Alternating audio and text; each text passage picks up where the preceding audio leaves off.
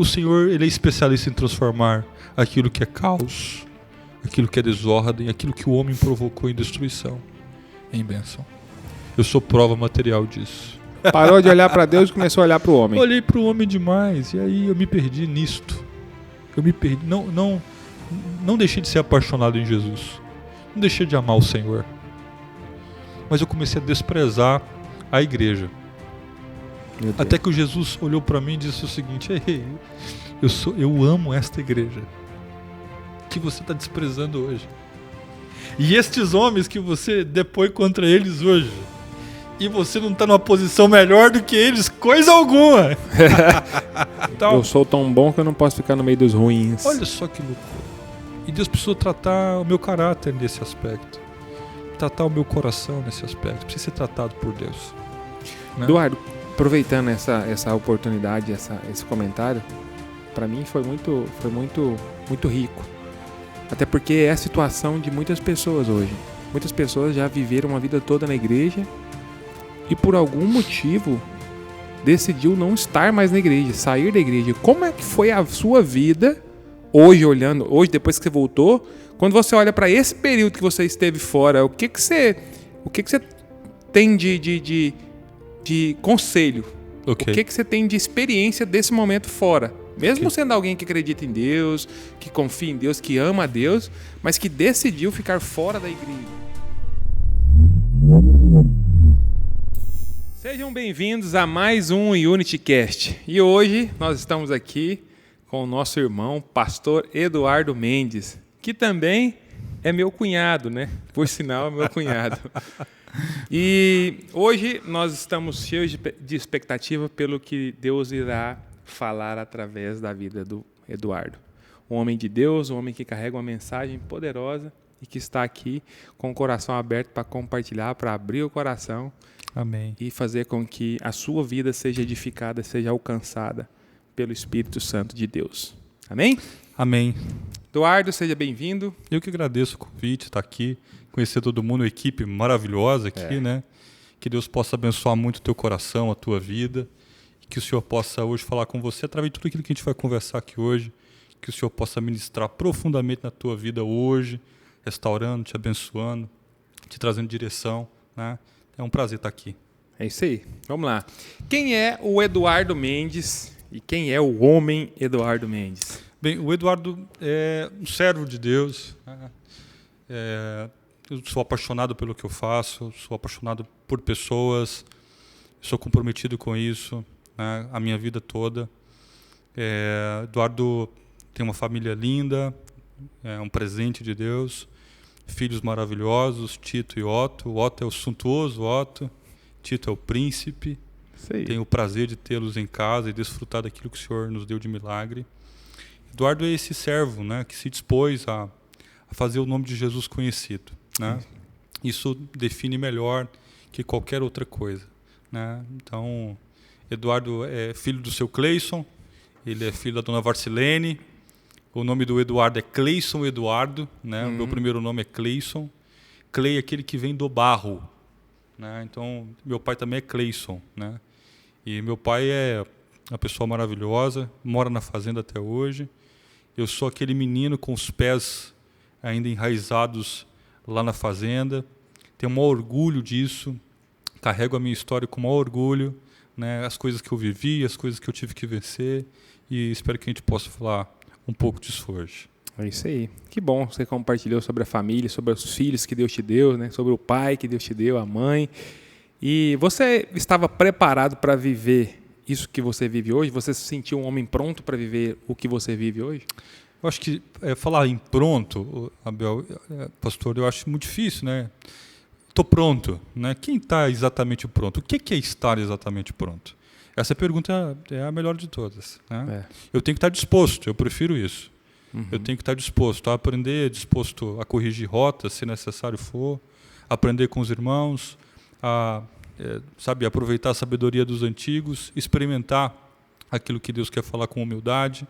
Cabe ao homem de Deus ter isso no coração, né? Essa sensibilidade para ouvir da parte dele. Então, eu não me sinto pronto, eu estou disposto. Né? Estou disposto a fazer aquilo que Deus quer, a seguir aquilo que Ele me direcionar. Acho que essa é a marca do homem de Deus. Deus precisa de pessoas disponíveis, né, Eduardo? Exato. Eu acho que nesse tempo, né, onde as pessoas elas estão muito mais interessadas no seu bel prazer, elas não querem abrir mão do seu projeto em prol do plano de Deus. Eu falei um pouco sobre isso hoje, mais cedo aqui na igreja, tive a oportunidade de compartilhar. E é uma verdade, né? Porque quando o que Deus quer está atrelado àquilo que eu quero, mais fácil. Mas quando aquilo que Deus quer está na direção oposta daquilo que eu quero, muitas vezes a gente não abre mão. E por não abrir mão, a gente sofre. E sofre muitas vezes sabendo por que está sofrendo. Porque a gente está resistindo. E por que ficar resistindo? Deus já falou. E de uma forma ou de outra eu vou encontrar o meu Senhor. De uma forma ou de outra, as situações elas vão me levar a ter esse coração no lugar que Deus quer. É isso aí. Né? Eu acho que isso é importante demais. Coração disposto e com o coração certo. Você nasceu numa família cristã? Ou você já nasceu cristão? Já nasceu num lar evangélico? Sua família era evangélica? Assim, não, na verdade, pastor, minha família, a base dela toda é católica, né? E católico de novena, assim, católico de vamos fazer novena em casa, pão de queijo, vem a turma toda do biscoito, né? Tem isso, não tem? Sim. Aí cada um traz um pratinho, aquela reunião. E aquela coisa boa, né, de ficar ali e tudo. A família é muito católica, praticante, né? Especialmente a minha avó Diná, que faleceu em 2010, muito católica, né? E eu cresci nessa base do catolicismo, na igreja católica, eventualmente, mas mais nos compromissos de novena, nos terços, e daí vai, né? A primeira pessoa a se converter lá em casa foi minha mãe. Foi a primeira pessoa que se converteu. Ela foi no encontro, foi convidada ao encontro da Igreja de Cristo. Ela foi e ela teve uma experiência sobrenatural. Chegou Deus a encontrou. Deus a encontrou. Coisa impressionante. E ela chegou em casa e ela não chegou do mesmo jeito, não. Chegou diferente. Porque quando o encontro ele é transformador, você não consegue ser mais o mesmo.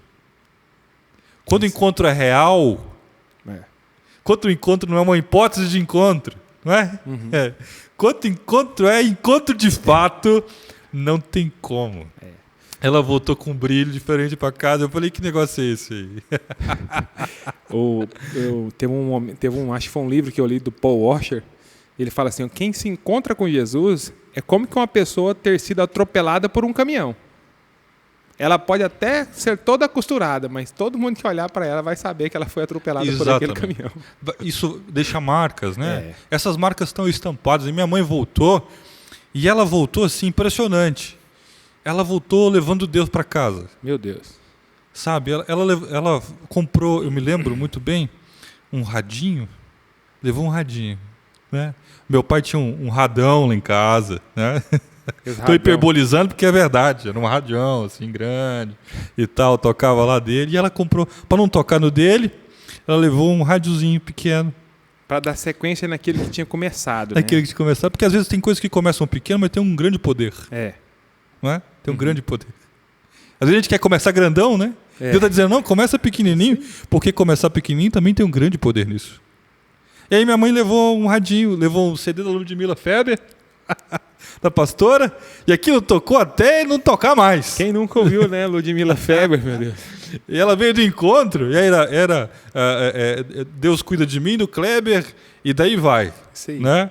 Da Ludmila, e o Senhor está comigo, e chorando, aquela Deus coisa cuida toda, de mim. Deus cuida de mim, e ela começou a introduzir, a orar. Eu não sabia o que era orar. Eu nem sabia o poder que tem uma oração. E com a minha mãe eu descobri o poder que tem a oração e a intercessão. Meu Deus. Minha mãe sempre foi uma mulher escolhida por Deus. Mas ela tem um despertamento ali. E aí ela nos levou a orar. Ela nos levou a ler a Bíblia. A gente nunca tinha aberto a Bíblia em outro livro que não fosse Salmo 23 e o Salmo 91. De repente a tua casa está aberta lá. Aquela página toda amarela, tal, não é? Aproveita, né? Tem mais coisa ali de Deus, né? Toda amarelinha, legal. E aí minha mãe começou a abrir outros textos e foi revelando Jesus. Ela disse, eu quero levar vocês para a igreja. Ela comprou uma briga, deu uma bagunça lá em casa, que ela queria ir para a igreja. Queria ir para a igreja. E aí ela começou a ir nos domingos, levar para a gente nos domingos, era culto dominical na igreja. E eu fui me aproximando disso, dessa realidade, e eu fui conhecendo Jesus. Oh. Mas o meu encontro verdadeiro com Jesus foi aos meus 10 anos. Meus 10 anos. Meu pai continuou ainda na dele. Durão. Sistemático que só. Você precisa de ver. Continuou. Mas aos 10 anos de idade, nós vivenciamos algo terrível dentro de casa. Meu pai bebia muito, pastor Abel. Bebia muito. Meu pai bebeu durante 25 anos. Muito. Era 1 litro e uma garrafa de pinga todos os dias. Esse negócio de boa ideia é uma péssima ideia absoluta. É isso aí. E ele bebia todos os dias. E um alcoólatra é engraçado que ele não começa bebendo muito. Ele começa bebendo um pouquinho, achando que isso não vai fazer problema nenhum, e ele tem controle. E aí você perde totalmente o controle achando que tem o controle. É isso aí. Que é o mais absurdo ainda. E meu pai começou a beber muito. Eu nunca vi meu pai perder um dia de serviço. Eu nunca vi meu pai deitado numa esquina. Nunca vi isso. Meu pai sempre foi muito trabalhador. Sempre levou as coisas, sempre foi provedor. Mas bebia demais. Tinha um elo ali fraco. O vício. Só que isso foi se atenuando. Era uma agressão verbal.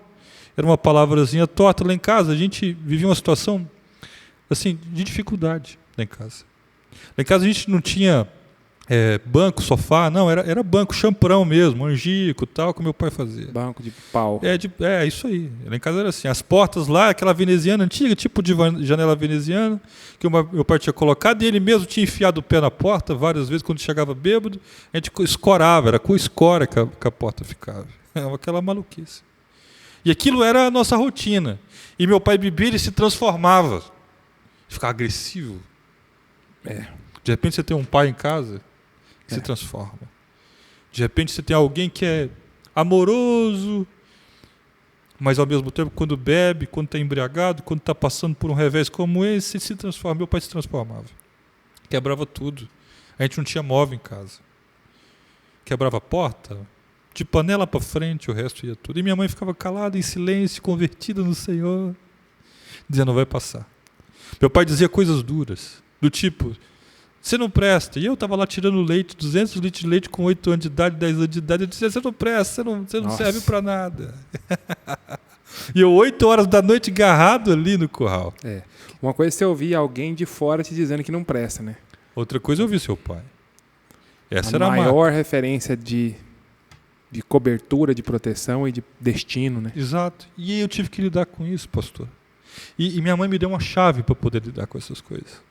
Ela me disse, o seu pai te ama. Ele só não sabe expressar amor. Ele não consegue entregar aquilo que ele não recebeu, porque ele não teve um encontro com Deus ainda, mas um dia ele terá. É isso aí. Um dia ele terá. Eu espero que todos tenham. Todo mundo tenha a oportunidade de ter um encontro com Deus. Isso é poderoso. E aí, pastor? Pois bem, falava, brigava, e um punhado de coisa. Minha mãe, quieta, sabe, mansa, uma mulher mansa. Como uma mulher mansa. Mas chegou um determinado momento que meu pai tocou nela. A gente estava para Bela Vista, eu sou natural de Bela Vista. Meu pai tocou na minha mãe pela primeira vez. Ela disse, olha, encostar em mim? Não. Saiu correndo, ele foi atrás, e ela se mudou, e eu não voltei para ver meu pai. Era o ano de 2000. Eu não voltei para ver meu pai. Minha mãe disse, agora a gente vai ficar aqui, na casa da sua avó. Tá bom. O que aconteceu? Tá tudo bem. Tá tudo bem. Aquilo, tá tudo bem. Tudo vai dar certo. Daqui a pouco você vê seu pai. E nós indo na igreja, eu, minha irmã na igreja, eu tenho uma irmã 2 anos mais velha do que eu. Na época, minha irmã tinha 12 anos, eu tinha 10. E ficamos lá, na casa da minha avó Antônia, avó materna, ali naquele berço e tal. Tinha 3 meses que eu não via meu pai ver o carnaval, e era um evento o carnaval, pastor Abel. Um evento. Eu preciso contar isso. Eu sei que conta aí. E Era um evento maravilhoso que tinha lá, de confraternização mesmo da família e tudo, né? E eu queria muito ir. E minha mãe, não, você vai. Quando nós chegamos lá, eu e minha irmã, meu pai tinha parado de beber. Uma pastora tinha passado lá, marcado 2 textos na Bíblia, mas meu pai lê com muita dificuldade, ele escreve o nome dele de trás para frente, tem até a 4ª série da primária. Quando nós chegamos à casa, a casa estava uma bagunça, porque homem dentro de casa, eu sei que o senhor é organizado, mas lá em casa, meu pai é uma bagunça, uma desorganização só, uma coisa aqui, outra colar, né? Os irmãos são mais organizados que estão em casa, mas meu pai não. Uma bagunça em casa, tal. E aí chegamos lá, minha irmã começou a arrumar a casa, e ele falou, não, mas peraí, eu quero que vocês orem comigo. Que isso? Vamos ali. A pastora passou aqui e marcou 2 textos. Nós tínhamos 2 textos na mão. Eu li o Salmo 69. O Salmo 69 diz, Senhor, salva-me, porque eu vou perecendo. Estou preso a um profundo lamaçal que não dá pé. Meu Deus. No verso 2 vai dizer, minha garganta secou. De tanto esperar por meu Deus. Os que me odeiam sem motivo, sem causa. Eu tive que restituir o que não roubei. O texto vai dizendo. Salva-me, Senhor, porque eu vou descendo. As correntezas só me afundam e eu não consigo dar pé. Está lá no texto literal. Pode ler. Meu Deus. Eu li o Salmo 69, junto com a minha irmã. Ela leu parte, eu li um versículo, ela leu outro. Lemos outro texto. Só que eu não sabia o desfecho do dia. Meu pai tinha parado de beber, trabalhava na olaria. Meu pai cortava 2.000 tijolos à mão todos os dias. Na mão. Levantava 1 da manhã, tirava leite 7 horas e tal. Essa era a vida. Deitava 6 da tarde. E meu pai contratou o sujeito para poder cuidar de casa. Um funcionário. Um funcionário. E estava bêbado. E meu pai disse, olha, esse sujeito aí está bêbado, minha filha, não fica aqui não. E eu precisava tirar fogo do forno junto com meu pai. Estava queimando uma calheira de tijolos, um forno de tijolos. E a gente precisava pegar a lenha seca para poder, tirar a fumaça do tijolo, que é a etapa final da queima. Tem que ter lenha seca. Então, para você que está me ouvindo, pode colocar lenha seca. Lenha na Bíblia fala de oração. Então, lenha seca para poder limpar. Sim. E aí meu pai disse, vai buscar os bois. Nós tínhamos uma junta de bois. O cochete e o ramalhete. É a nossa junta de bois. E eu fui lá, busquei os bois, coloquei a canga neles. E só uma nota entre isso, eu perguntei para meu pai certa feita, pai, por que os bois que são tão grandes se submetem tão fortes, se submetem a uma canga? E meu pai me disse, é porque eles não sabem a força que possuem. É isso aí. Tem muita gente presa na canga do vício, da bebida, da pornografia, de um punhado de outras coisas, porque não sabe a força que tem. E aí, canguei os bois. Meu pai disse, minha filha, vai para casa da tua avó. Minha avó morava a 300 metros, minha avó paterna, a 300 metros de casa. Ele disse, vai lá, vai para casa da tua avó. E a minha irmã disse, eu vou só colocar uma água no filtro, daqui a pouco eu vou. Sim. Daqui a pouquinho eu vou. E nós fomos buscar a lenha. Quando chegamos lá, com o carro de boi, eu joguei o primeiro graveto lá dentro do carroção. E meu pai disse, você sentiu um negócio esquisito? Eu falei, senti. Ele disse, vamos embora. Eu falei, bora. E começamos a andar. E depois a gente não andava mais. A gente começou a correr. E depois a gente não corria mais, a gente começou a gritar. Nós gritávamos pela minha irmã. Gritávamos. 12 anos. Mas ela não respondia. Não havia um sussurro, não havia um grito, não havia nada. E quando nos aproximamos de casa, a vasilha que ela estava colocando água no filtro no chão, um tamanquinho de madeira que na época usava, aquele homem mau tinha levado a minha irmã. Meu Deus. Tinha levado a minha irmã. A doce Ariane tinha sido levada. Uma dor enorme. E agora? E meu pai que estava vivendo um momento de dificuldade, agora quase que soterrado nesse lamaçal que, ora, a gente tinha lido mais cedo de Salmo 69. Os meus pés estão cravados nessa lama. E quando eu penso que eu vou emergir daqui, eu só desço. Minha irmã tinha sido levada. Meu Deus. 12 anos. Procuramos. Era de manhãzinha, pastor. De manhãzinha, foi vindo. Hora do almoço, todo mundo procurando. Liga pra cá, liga pra colar. Busca gente, busca os policial. E nada. E foi vindo depois do meio-dia. Foi ficando mais tarde. E a noitezinha foi caindo. E junto com a noite, todas as mazelas que a noite traz, todas as incertezas que a penumbra traz. E alguns diziam, vou encontrar ela morta. Vão encontrar ela já com a boca cheia de formiga, portadores de má notícia, porque tem gente que só traz isso. Não traz uma palavra de esperança no meio da nossa aflição. E aquele dia foi a minha primeira oração sincera. Eu estava num lamaçal, num brejo que tem no fundo de casa, tem até hoje. Eu estava lá, no meio dessa moça branca, e eu disse ao Senhor, a minha primeira oração. Eu disse, Senhor Jesus, eu sei que o Senhor é real. Eu sei que o Senhor existe. Por favor, traz a minha irmã de volta. Amém.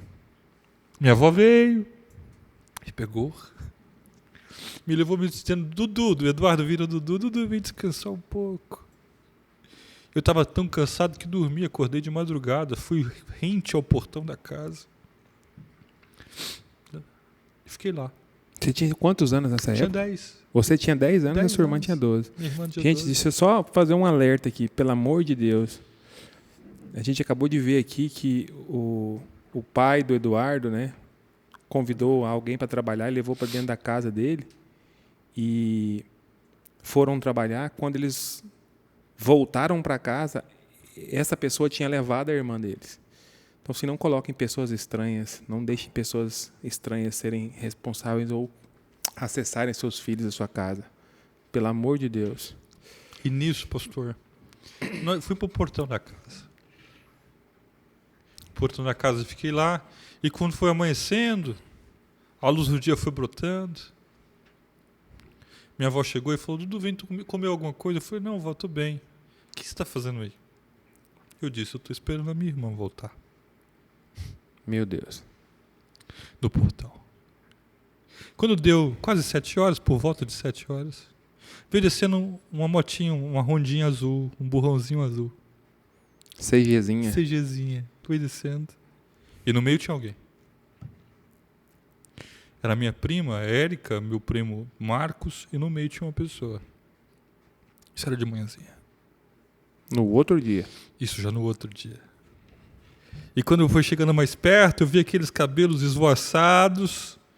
Foi chegando pertinho, e ela ficou rente ao portão. Minha avó tinha levado para mim um copo de leite, bolachinha de nata, e colocado no portão para mim. Eu decidi não comer. E quando a minha irmã chegou ali, naquela moto, ela olhou para mim e disse, Cleison. Ela não disse, olha como eu estou ferida. Ela não disse, olha como eu estou machucado. Também não. Ela não disse, olha como ele me feriu. Olha como ele machucou. Olha como ele foi fundo nos abusos no meu corpo. Olha como ele invadiu a minha intimidade. Ela não disse isso. Ela olhou para mim com olhos de amor e disse, eu estou com fome.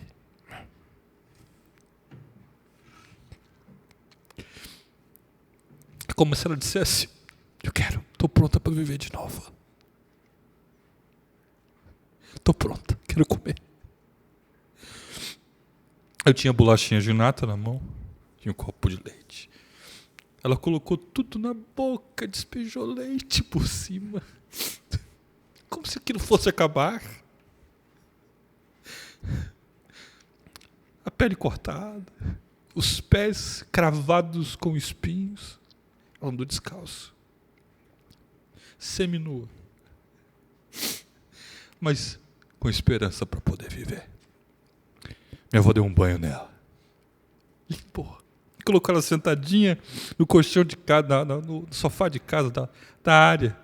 E meu pai apareceu todo cortado, do matagal, do cerrado. Ele chegou e disse: minha filha. Ela colocou a mão na careca do meu pai e disse: tá tudo bem, pai. Meu Deus. Eu estou bem. Fica tranquilo. Mas essa palavra não é só de tristeza. É uma palavra também de transformação, de milagre, de salvação, de restauração plena, de cura. A minha irmã saiu daquele momento e a igreja a abençoou, a acolheu. Eu tinha feito um voto a Deus naquele lamaçal. Eu tinha dito: Senhor, se o Senhor trouxer a minha irmã de volta, eu prometo te servir a vida inteira. Eu estou aqui hoje em Goianésia cumprindo os meus votos. Eu levo a sério os votos que eu faço. Eu vou cumprir a minha vida inteira. Amém. E então, aí você pensa: poxa, mas acabou tudo? Não, só foi o começo, porque aquele fim triste apenas estabeleceu um novo tempo na minha casa. Nossa casa, ela foi transformada pelo poder de Deus, pelo sobrenatural. Amém. Nós experimentamos algo em casa que eu posso dizer para o Senhor: eu não conheço. O Senhor invadiu nossa casa, transformou o coração do meu pai. Ele é um outro homem hoje. Ele e minha mãe restauraram o casamento meses depois. Vivem como namorados até hoje. Estão lá namorando, os dois felizes da vida. Deus restaurou minha irmã e a usa de forma poderosa no ministério dela. Tem um filho lindo, o Arthur. Tem um casamento maravilhoso, abençoado. Porque o Senhor, Ele é especialista em transformar aquilo que é caos, aquilo que é desordem, aquilo que o homem provocou em destruição, em bênção. Eu sou prova material disso. Amém. O segundo texto que eu li, e eu encerro essa primeira parte da história. O segundo texto que eu li junto com meu pai é o Salmo 40. O Salmo 40 diz: esperei com paciência no Senhor. Ele se inclinou. Deus se inclinando, imagina. E ouviu o meu clamor. Deus se inclinando. Mas Deus não se inclina para qualquer coisa, não. Não. Deus se inclina para poder tirar, salvar, reerguer. Ele se inclinou para mim. E tirou-me de um berço de perdição, de um lamaçal. E colocou os meus pés sobre a rocha. Amém. Foi isso que o Senhor fez. Eduardão, você acredita que o seu ministério pastoral começou nesse voto que você fez? Com certeza. Com certeza. O senhor já conhecia tudo. O Senhor já estava em todos os dias. Como o salmista vai dizer: o Senhor conhece todos os meus dias. Mas eu acredito que sim. Tem muita gente que prometeu uma vida de dedicação a Deus. Tem muitas pessoas que fizeram votos com Deus e não se lembram mais, mas Deus não esquece. Deus não esquece. O que o ministério pastoral acrescentou na sua vida? Sabe, pastor Abel, eu posso dizer que eu sempre amei as pessoas. Na verdade, quando eu fui ser consagrado a pastor, eu tinha 18 anos. Né? Eu estou me sentindo velho. Mas eu tinha 18 anos e na época eu fiquei eu acho que o meu pastor tinha errado, sabe? Sim. Quando ele foi me ordenar, eu falei: esse cara é muito doidão, que viagem dele. Eu nem tenho cara de pastor. Não, poxa vida. Eu pensei, falei: não, ele errou. Esse aí, certeza, tá errado isso. Vou aceitar porque ele tá... Mas que coisa é essa? Falando, Deus falou comigo. Falei: mas Deus não falou comigo, mas Deus falou comigo. O que ele falou comigo já basta, tal. E eu fui no dia, tinha um evento na igreja, meu primo é pastor, e tinha um evento na igreja que chamava Celebrai, e nesse evento ele ia ordenar os novos pastores do ministério. E eu fui para esse evento com uma dor no coração. Eu falei: não sou eu, não é possível. Não é comigo essa. Eu não tenho jeito para isso não. Né? E eu estava ali liderando redes há um tempo, liderando células e tal. Era uma das pessoas que ajudavam ele naquele serviço. E aí ele falou: não, e veio um pastor visitar o Celebrar e chegou em mim e falou assim: deixa eu te falar, Não foi ele que te escolheu, não. No meio, assim, do nada, eu na porta e chegando para poder entrar nas cadeiras, ocupar as fileiras da frente lá, e ele me disse, não foi isso, seu primo que te escolheu. O Senhor manda te dizer. Quem te escolheu foi ele. Quem te escolheu foi ele. Então, aquieta o teu coração. Você está fazendo muito barulho. E eu fui repreendido ainda. Então, e ele disse algo poderoso, que é isso que eu vou responder a sua pergunta. Ele disse, olha, você não está sendo pastor agora. O Senhor está só buscando fazer com esse ato, reconhecer publicamente aquilo que você já é. Porque o seu coração está inclinado a servir as pessoas. Nesse momento da consagração, é um momento que você não entendia que seria. Quando é que você entendeu que isso faz parte da sua vida? Assim, eu realmente fui separado para ser um pastor. Sabe, pastor, é um privilégio muito grande poder ser pastor.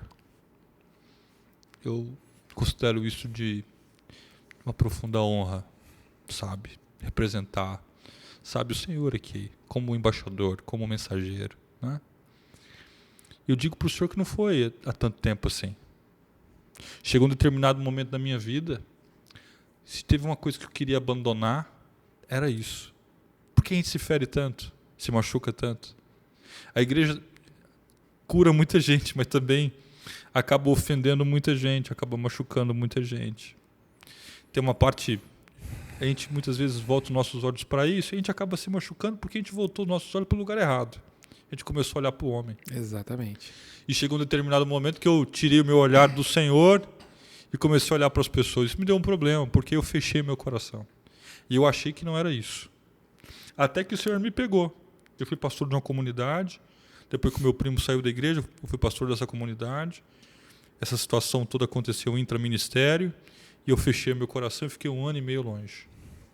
Longe como? Longe da igreja. Da igreja ou, entre aspas, de Deus? Não longe de Deus. Decidido mas longe da igreja.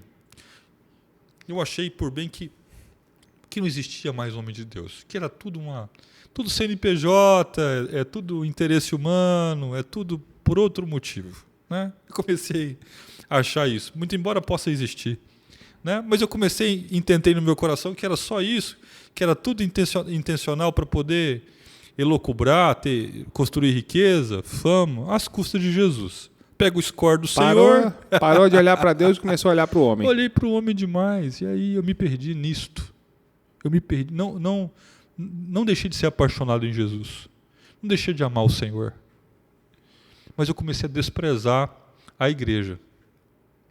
Até que o Jesus olhou para mim e disse o seguinte: Ei, eu amo esta igreja que você está desprezando hoje.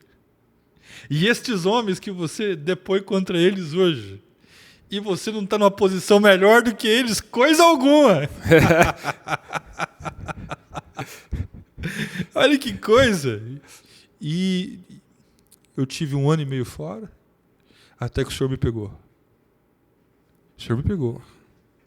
Me pegou, de jeito. Porque você está achando que você é melhor. É isso. É esse íntimo, um nível de justiça própria. E a gente, não, poxa vida, são tudo mercenário, tudo, né, mercante da fé. É um egoísmo muito grande, né? E no fundo é ego. No fundo a gente deixou de ser justo e agora virou esse justiceiro e tal. Eu sou tão bom que eu não posso ficar no meio dos ruins. Olha só que loucura. E Deus precisou tratar o meu caráter nesse aspecto. Tratar o meu coração nesse aspecto. Precisa ser tratado por Deus. Né? Eduardo, aproveitando essa oportunidade, esse comentário, para mim foi muito rico. Até porque é a situação de muitas pessoas hoje. Muitas pessoas já viveram uma vida toda na igreja e por algum motivo decidiu não estar mais na igreja, sair da igreja. Como é que foi a sua vida hoje, depois que você voltou, quando você olha para esse período que você esteve fora, o que você tem de conselho? Okay. O que você tem de experiência desse momento fora? Mesmo sendo alguém que acredita em Deus, que confia em Deus, que ama a Deus, mas que decidiu ficar fora da igreja. Eu vivi 1 ano e meio fora e talvez foi o ano que eu tive mais sucesso na minha jornada empresarial profissional. Foi o ano que eu mais ganhei dinheiro, porque o diabo é oportunista. Passa aquele pó, né, em você, pra você acreditar que é aquilo mesmo.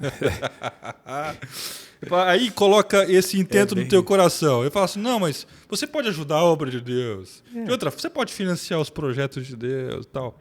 E te distancia mais ainda. Vai de vez em quando lá e faz alguma coisinha. De vez em quando você vai lá, ouve o pastor e tal, não é isso.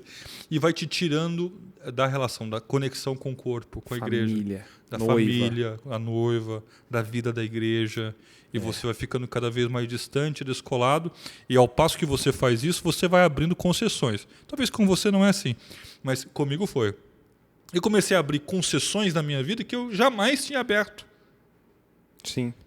Concessões. E essas concessões me levaram a viver a solidão, a tristeza, a amargura. Eu tinha dinheiro, podia ir para qualquer lugar, comer qualquer coisa, viajar para qualquer lugar, mas eu não tinha uma coisa importante, que era paz no interior. Aí eu não tinha. Então esse momento, o diabo tentou de todas as maneiras, o inimigo de todas as formas, para poder me seduzir.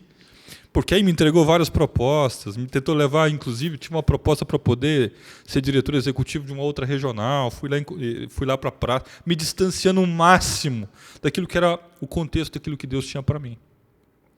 Da vida pastoral, da vida na igreja, de servir os irmãos, de estar conectado com pessoas que podem me abençoar e que eu sou abençoado naquelas relações. Me esfriar de forma total. Então a minha experiência nesse tempo fora da igreja foi de solidão completa, porque eu nunca fui tão realizado profissionalmente e nunca vivi uma vida tão solitária, tão miserável como vivi, e tão miserável, porque eu fiquei à mercê de pessoas, de relacionamentos tóxicos, porque são as concessões que você vai fazendo. Quando você fala de concessão, você fala ações da sua vida que você compartilha com outras pessoas? Ações da sua vida, alianças que você faz com gente que não tem o mesmo coração, a mesma vida que você, que não estão alinhadas em relação a seu próprio caráter, seu próprio nível de escolhas pessoais que você antes fazia. Você agora fala, não, tudo bem, mas é uma boa pessoa, tal. Eu vou. Sabe o que eu aprendi? Quando você se posiciona como um homem de Deus e é visto como um homem de Deus? Que existem várias pessoas que têm muitos recursos, que está doida para se aliançar com você, Sim. Porque entende que se Deus é com Eduardo, eu confiar um pouco dos meus recursos vai ser um bom investimento. Sim. Porque Deus não deseja Deus não vai permitir que ele não prospere. Exatamente. Então, para que eu possa prosperar sem Deus, eu preciso de colocar meu dinheiro em alguém que tem Deus. Na verdade, o interesse deles são corretos, né? Naturalmente. Mas e a nossa posição? Porque talvez Deus não permita que a gente viva algo porque Deus não quer que ele experimente o que tem para nós. Então, assim, eu já tive várias oportunidades de sociedades, mas não era porque eu era bom. É porque alguém viu Deus em mim. Sim. E queria usufruir do que Deus poderia fazer em mim e não alcançar ele. Então, assim, é uma forma segura de investir. É investir num homem de Deus. E o diabo faz questão disso, né? Opa! E eu vivi isso e aí eu me prendi nessa teia. Por quê? Porque aí você se apega emocionalmente achando que é só aquilo e você fica preso. Dependente, né? Dependente. E as pessoas fazem questão de tornar você cada vez mais dependente e utilizam ferramentas para isso, para manipular, linguagem de eco e tantas outras armadilhas que essas coisas todas te impõem.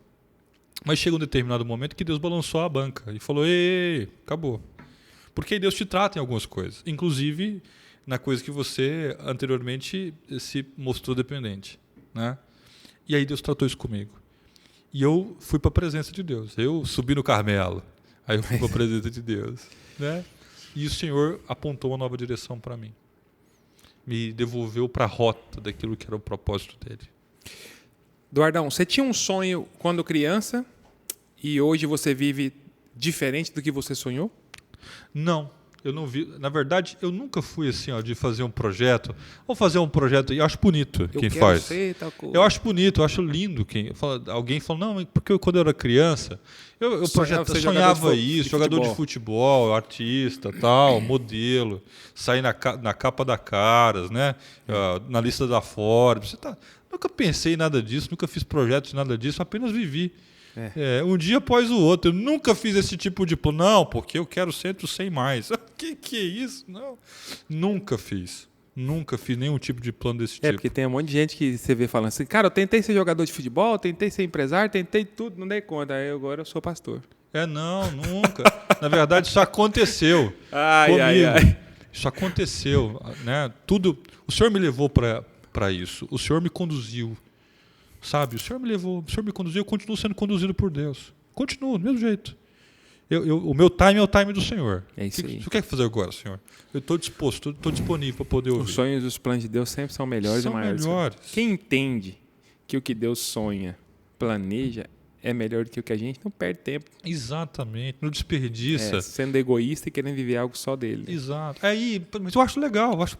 Quando alguém conta, eu falei, poxa vida, eu realmente era uma criança que não sonhava tanto assim, né? Caramba, e ele tá lá sonhando, não, eu sonhei ser empresário, criar uma fortuna, olha só, acho bacana, acho bonito, acho poético, acho maravilhoso, mas comigo não foi assim.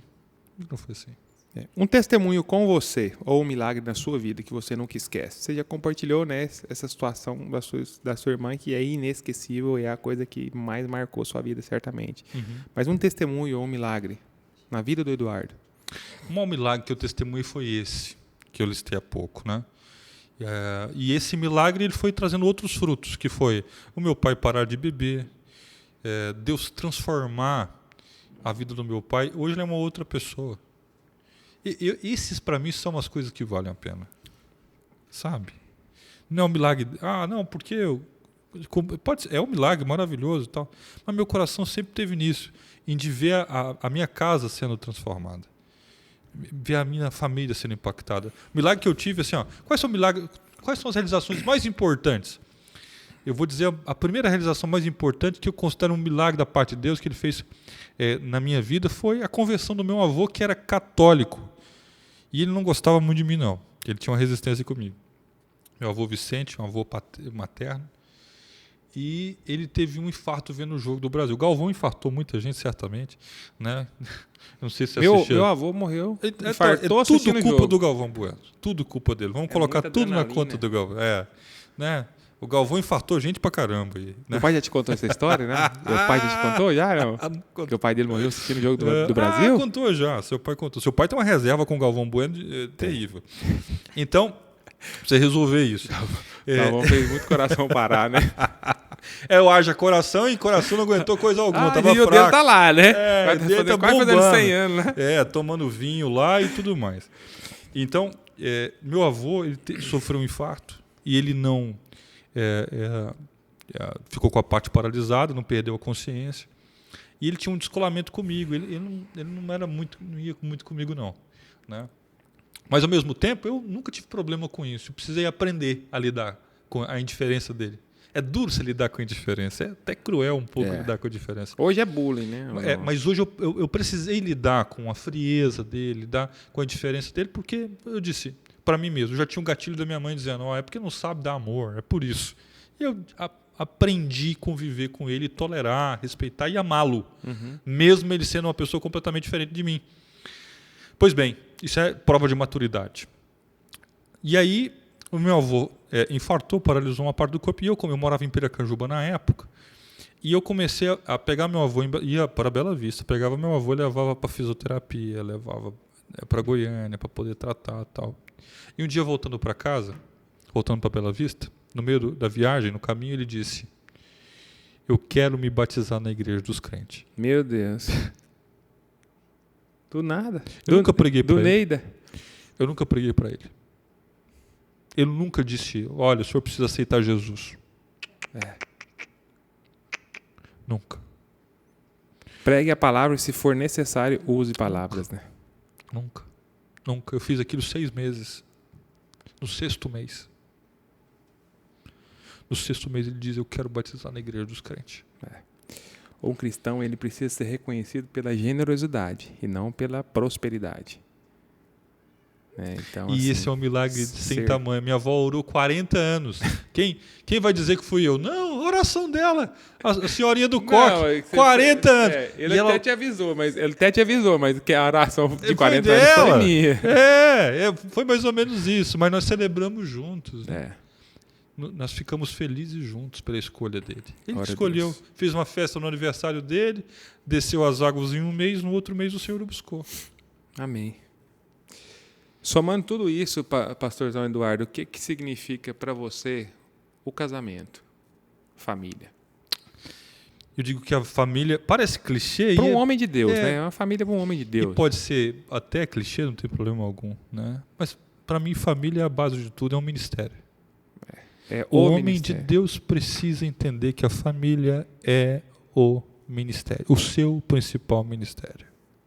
Se ele não entender isso e colocar na ordem errada, se ele não entender isso, né, e começar a transferir essa prioridade para outras, ele vai ter problema no casamento e na sua vida. Então, para mim, o casamento é a base de tudo, é a base ministerial. Ou seja, o casamento é o meu ministério. O meu principal ministério é com a Natália, com o Otto e com o Tito. Porque se eu ali fracassar, eu fracassarei em qualquer outro lugar. É isso aí. Eu não terei, sabe, por mais que alguém possa me aplaudir profissionalmente, eu serei pobre do ponto de vista pessoal. Porque eu não terei cumprido como principal compromisso, que é amar minha família, amar minha esposa, amar e zelar pelos meus filhos, ensiná-los, protegê-los, direcioná-los, instruí-los, capacitá-los, prepará-los. Eu terei falhado como isso. Honra. O que significa honra para o Eduardo Mendes? Honra. É engraçado falar sobre honra hoje, né? Honra tem muito mais a ver, sabe, com aquilo que você deixa no coração das pessoas. Isso tem a ver com honra. Você simplesmente deixa, você não faz pela finalidade. Porque quando você faz pela finalidade de ser honrado, você perdeu o efeito disso tudo. Se acontecer, amém. É preciso ser honrado, tratar com honra, tratar com esse nível de vida, o outro, o pastor, o líder, as pessoas que estão à sua volta. Porque todo mundo é precioso para o Senhor. Então você tem que honrar a todos, servir a todos com o seu melhor, entregando o seu melhor todos os dias. Mas você faz isso para poder receber mérito depois? Não, eu faço porque eu sou assim, eu preciso fazer. Porque eu fui chamado para poder fazer. Então, honra tem a ver com compromisso com o Evangelho, o compromisso com Jesus, de servir todo mundo e tratá-los com dignidade, a dignidade que cada um tem, porque todos são filhos amados para o Senhor. O Senhor não coloca a lente que a gente coloca, não, para ver um de uma forma, o outro de outra forma. Eu vou selecionar quem eu vou tratar com preciosismo e quem não vou tratar com coisa alguma. Não. Tem que tratar bem a todos, servir a todos com muito amor. E pronto, acabou. Se você vai ser honrado um dia, não sei, não importa isso. O que você faz para não perder o controle em uma situação de desespero? Todo mundo tem que saber quais são os seus gatilhos. Todos. Todo mundo tem que saber. Eu tenho que saber qual é o meu nível de desafio. Se você não sabe o seu nível de desafio, você precisa saber urgentemente aquilo que te desafia. O seu nível de gatilho e parar de fazer teste. Consigo mesmo. Você pega uma granada, coloca aqui, tira o pino e acha que não vai te explodir inteiro. Se arrebentar, arrebentou, né? Aí não, tudo bem. Não, você vai ter uma consequência, você vai implodir-se e também vai causar um estrago sem tamanho a quem está à sua volta. Então eu preciso estabelecer autocontrole, eu preciso estabelecer qual que é o gatilho, saber qual que é o meu calcanhar de Aquiles, o que eu preciso tratar. Então, de repente, o calcanhar de Aquiles é um temperamento. Talvez eu sou uma pessoa difícil na minha relação temperamental, eu preciso ter mais controle, então eu preciso trabalhar mais com autocontrole. Então eu não vou para situações onde é minha zona de perigo, eu vou passar longe. Exatamente. Eu preciso me afastar disso. Eu preciso colocar, de repente, outra pessoa com mais sabedoria para poder tratar de um tema que eu não consigo tratar com sabedoria. Então eu preciso saber qual que é o meu principal gargalo, mas não é só saber que eu não tenho capacidade, talvez, para lidar com aquilo naquele momento, sem desenvolver. Eu preciso também desenvolver isso em mim. Porque às vezes é muito cômodo a gente terceirizar isso e tal. Não, eu preciso trabalhar isso no meu coração e na minha vida e saber que esse ponto precisa ser desenvolvido. Lidar com pressão, lidar com estresse, lidar com as preocupações, lidar com tudo isso. Porque a tendência nossa, em momentos de grande pressão, é o escape para a área que a gente é mais suscetível e mais vulnerável. A pessoa que tem problema com comida está pressionada para onde ele vai? Para comida. Exatamente. E aí ele se entope de comida e depois ele pensa numa academia. Né? É assim não. Aí pensa na academia, tudo mais. Por quê? Porque aí uma compensação. Poxa vida, estou em dívida. Ele se sente culpado e ele começa a agir muito mais com base na culpa. Isso se torna um looping infinito. E tem muita gente tomando decisões com base na culpa ou no remorso, etc. Por quê? Porque não tratou o gatilho. Eduardão, eu tinha uma pergunta aqui, mas eu quero abrir um parênteses para uma pergunta que vai ser muito interessante. Né? Uma pergunta para empresários, empreendedores, homens de negócio. Né? Você é bivocacional, né? Você é pastor e você também é empreendedor, empresário. Tem uma empresa de muito sucesso em Goiânia, né? Do ramo imobiliário.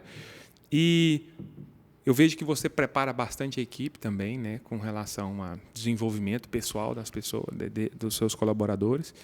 Mas se você pudesse falar para os empresários, os empreendedores, o que significa Deus dentro da empresa? O que significa princípios dentro da empresa? Qual que é a diferença de uma empresa que caminha com princípios e honra a Deus e coloca Deus em primeiro lugar?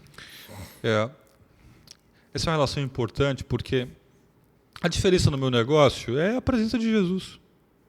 Não é o método, porque tem gente apaixonada no método. Vendendo método, compra o meu método tal, e vira essa coisa toda famigerada. No final das contas, o método dá mais lucro do que o negócio. Aí é tudo método. E aí vira essa coisa, essa confusão inteira. Não, é meu processo que é lindo, maravilhoso.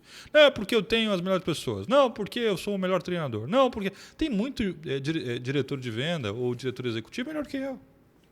Tem muita gente que é melhor negociador do que eu. Tem muita gente mais competente do que eu. E eu sei disso. Eu preciso olhar para isso. Só que, o que faz a diferença no meu negócio? O que faz a diferença no meu negócio é o Senhor. É ter a presença de Deus comigo. Porque tem coisas que alguém com muita capacidade, com muita inteligência, com muito know-how, não conseguiu realizar. E eu que talvez não tenha tanta capacidade, não tenha tanto know-how, não tenha um punhado de outras coisas, fui lá e consegui realizar. Porque o Senhor está comigo. É preciso ter ousadia para implantar, para deixar claro isso para os colaboradores? Eu sempre deixei isso muito claro, desde o processo de seleção. Desde o processo de recrutamento e seleção. Desde o processo.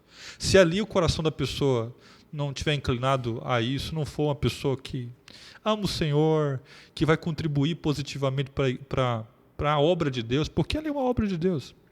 A empresa chama Orla, né? Eu estava fazendo um recrutamento certa feita e chegou uma menina e falou assim, o nome é Orla por causa daquela mulher de Marcos 5 que tocou na Orla de Jesus? Eu falei, não era, mas a partir de agora... Você é funcionário. A partir de agora porque é um lugar de milagre. Que toca ali no Zito, tá ali, ela é curada. Eu falei, então é lugar de milagre. E é um lugar de milagre. Eu não posso... Na Orla, o que a gente vive lá? É mais ou menos um milagre de Sara. Ela chega com 90 anos, imagina, no pediatra com o menino lá do lado. Ele pergunta, é seu bisneto? Neto? Não, não é. Quem que é? Teu filho. Como aconteceu? Não sei. O Senhor, aprove ao Senhor fazer. Então, uma empresa que nós temos 2 anos e meio de mercado, eu tenho 16 anos no mercado, mas a empresa tem 2 anos e meio. Uma empresa que fez o resultado em 2 anos e meio, de empresas que 100 colaboradores, eu tenho 13. De 100 colaboradores não fez. E nós fizemos com 13 pessoas. Por quê? Porque é um lugar de milagre. E eu deixo claro desde o momento da porta de entrada. Os valores, todos eles, que eu compactuo, que eu codro na vida, estão dentro da empresa. Norteiam o meu negócio. E norteiam as decisões do meu negócio. Não é diferente. Não, porque na empresa tem que ser de outro modo. Não é coisa alguma. Para mim não é. Entendeu? Isso aqui fere moralmente, não quero. Isso aqui, de certa forma, o cliente vai ter alguma dificuldade. Não, também não quero. Eu estou aqui para poder abençoar as pessoas. Para mim, testemunho é importante. A gente está ignorando o testemunho ultimamente. Mas a falta do testemunho, daqui a pouco, vai diminuir a autoridade da mensagem. Vai. A falta do bom testemunho diminui a influência, o alcance da mensagem. E então, não invalida o testemunho, irmão. Nós já estamos num tempo que a pessoa já não acredita muito no que você fala. Exatamente. A menos que você seja. Exatamente. Então, é por esse motivo que eu deixo isso claro na empresa. Para todo mundo. E, no começo, tinha gente que não entendia isso direito. Mas hoje aprendeu. Nem leva para mim mais. É ponto de corte na ponta, lá no atendimento. Não adianta, o padrão da empresa não é esse, etc. Tal. A gente faz dessa forma, com aval do jurídico, com aval da diretoria. E tem coisa que nem vem para a minha mesa, que os meninos já conseguem resolver, porque entenderam a cultura. E essa é uma cultura divina. Essa é uma cultura poderosa, transformadora. E é por esse motivo que os meninos têm prosperado, que a empresa tem prosperado. Eu não criei um negócio para poder ficar rico. Não. Muito embora, se Deus quiser fazer... Criou para a glória de Deus. Eu criei um negócio para a glória de Deus. É isso aí. Eduardão, e se você... vamos voltar, né? Quem pegou. Depois procura Eduardo Mendes, @Eduardo Mendes. É isso aí, tá lá. Tá lá, Orla. Né? Orla Experiência. E agora, voltando, para a gente fazer um fechamento realmente, assim. Se você pudesse hoje, se você tivesse na presença de todas as pessoas da nação, porque a gente acredita que essa mensagem sendo gravada e disponibilizada em plataformas onde o mundo tem acesso, qual é a mensagem que você falaria de Jesus que você acha que alcançaria essas pessoas? Qual a maior mensagem assim, do Eduardo? Com esse amor que você tem, você olha, eu amo pessoas. Com esse amor, o que você falaria para essas pessoas? A maior mensagem continua sendo a mensagem da cruz. Essa é a maior mensagem. Que independente de onde você esteja, de como você esteja, o Senhor te ama e tem um propósito na tua vida. Amém. O Senhor quer te salvar, quer te restaurar, quer te colocar numa nova posição por amor, porque Ele se entregou por amor por você. Talvez você olhe para si próprio e não acredite. Não acredite em você, não acredite naquilo que Deus falou contigo lá atrás, ou usou alguém para poder falar, e o tempo fez você se esquecer. Mas o Senhor está querendo trazer à memória algo que vai te projetar num nível de esperança que você jamais viu. Essa é a mensagem, a mais poderosa de todas, da cruz do Senhor, que Ele morreu, ressuscitou para te dar vida completa. Você tem e pode usufruir da vida de Deus agora. Onde você está? Na sua casa, no seu trabalho, no seu quarto, ouvindo esse podcast, enquanto você de repente está na rua, colocou aí o fone de ouvido, e o Senhor está te chamando para um novo tempo, para um novo nível de vida, para um novo nível de relação na presença dEle. E de repente você estava distante ou desconectado, de repente você estava sem igreja. E o Senhor está te chamando para voltar hoje, para ser abençoado no coletivo, para que Ele possa falar no seu individual, mas vai falar no coletivo também, te usar no coletivo também. A mensagem da última hora é essa: o Senhor está às portas, está voltando. E Ele quer salvar você, a tua casa.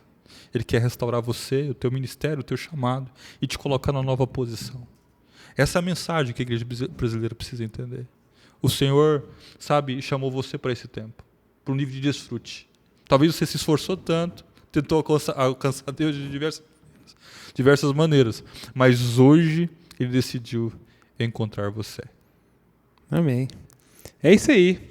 Encerramos, mais um podcast. E se você esteve aqui conosco até agora, deixe seu like, encaminhe esse vídeo para alguém, compartilha, se inscreva no canal e Deus te abençoe, que essa mensagem venha transformar o seu lar, tá bom? Amém. Deus abençoe. Muito obrigado. Obrigado, obrigado. Logo mais Deus falaremos mais, Amém. certamente. Amém.